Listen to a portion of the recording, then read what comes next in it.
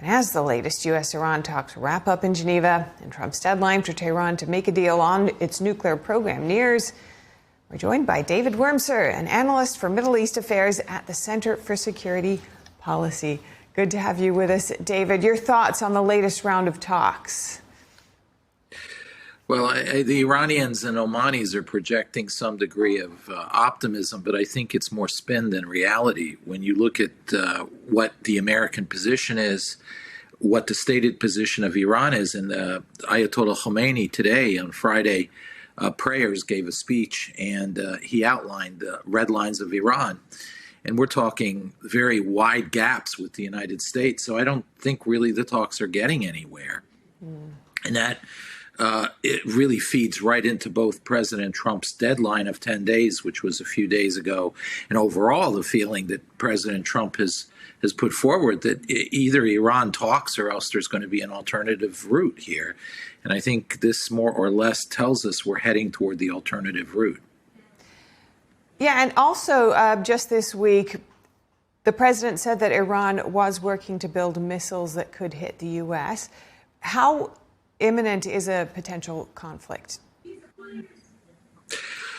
Well, I mean, Iran has launched satellites, and it claims, at least, it tested a missile of 10,000 kilometer range a month ago, which is not enough to hit the United States. Theoretically, if you can launch a satellite, you could get something onto the United States. It may have an error circle of a size of a state, but it might be done. But the truth is, I think a really functional missile to hit the United States is still a few years away.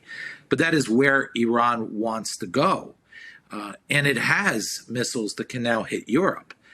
It's close to being able to hit London, but it certainly can hit many other European capitals right now. So it's the aspiration that we're seeing with Iran. You're saying that really Iran wants to have a conflict? Well, I don't think it wants to have a conflict, but it does not want to give in. It right now sees giving in as much greater threat to its regime's survival than confrontation with the United States.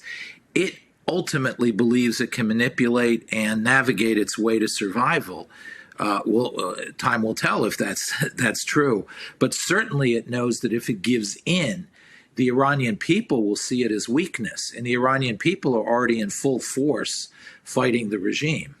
Okay, we'll pivot a little here to Beijing and its role in all of this. Earlier this week, it came out that the communist regime is close to a deal to export missiles to Iran.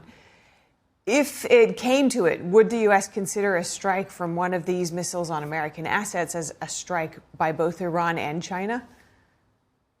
Yeah, I doubt the United States would now try to escalate with China, but it would definitely factor into our view of China. And our threat perception of China if that happened. We do believe that Iran has received some missiles from China, specifically air defense missiles, but perhaps others. We believe there's some electronic warfare equipment that Iran has received from China in recent weeks. Perhaps the disappeared drone of yesterday might have been a factor in that. Might have been hijacked or brought down by such measures. China has definitely been involved helping Iran, both because it wants the United States to be weakened wherever it can weaken the United States. But second of all, it is worried about the fall of the Iranian regime because it knows that a freedom revolution anywhere in the world can give ideas to the Chinese population and encourage a quest for freedom there. So they're very worried about that.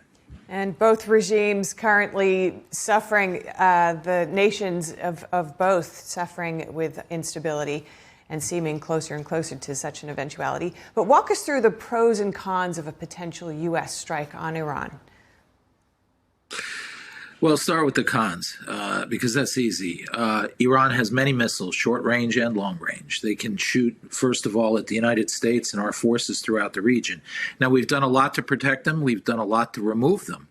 But you can always get missiles hitting our forces. That's number one. Number two, and that can lead to large casualties. The second thing is you could have American aircraft shot down, and then we have a hostage situation with our pilots.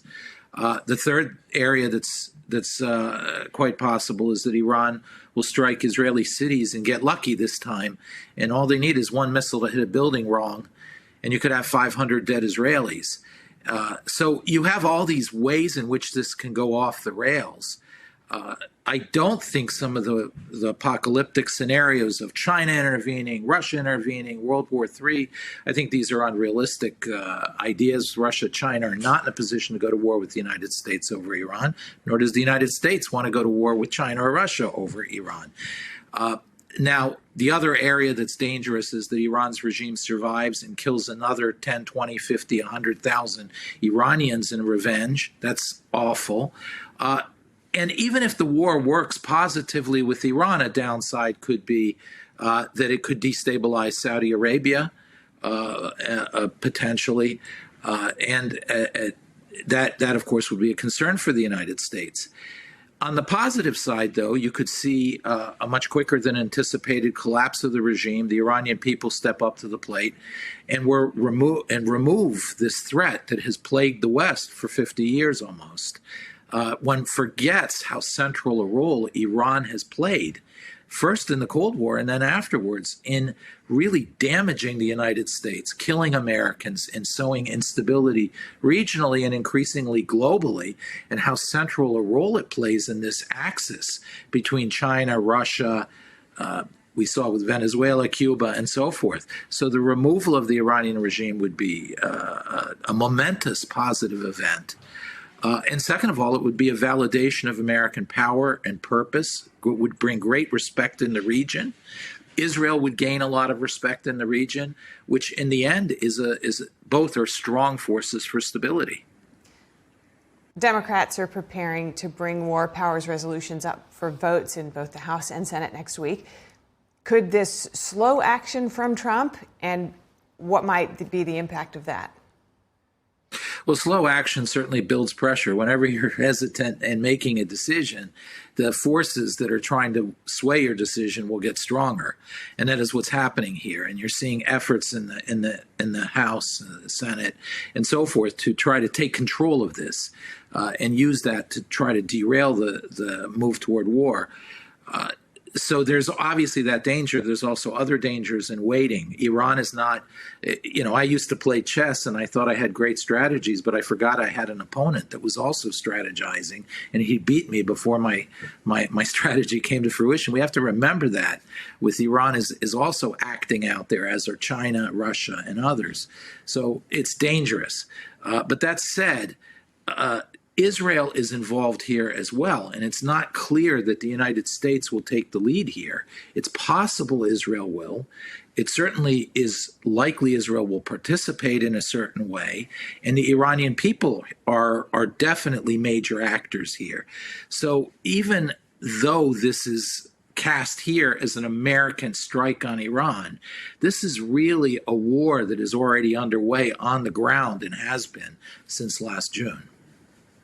Lastly, what do you think Trump might do next? Well, I think at this point, unless Iran really does capitulate immediately in the next 2-3 days, I think we're headed toward a major strike. Again, I'm not sure it's an American strike that then involves the Israelis, an Israeli strike that America will help defend Israel from defensive measures. I don't know the shape of it, but it seems to me we're headed for confrontation. And the confrontation won't be too limited. It will it may intend to be starting with the nuclear program and the missile programs. But in the end, I think it really is about the Iranian regime, and I think it ends that way, with the Iranian regime ultimately on the target sites of both Israel and the United States. Well, great to hear your thoughts and all your expertise today. Thank you so much, David Wurmser.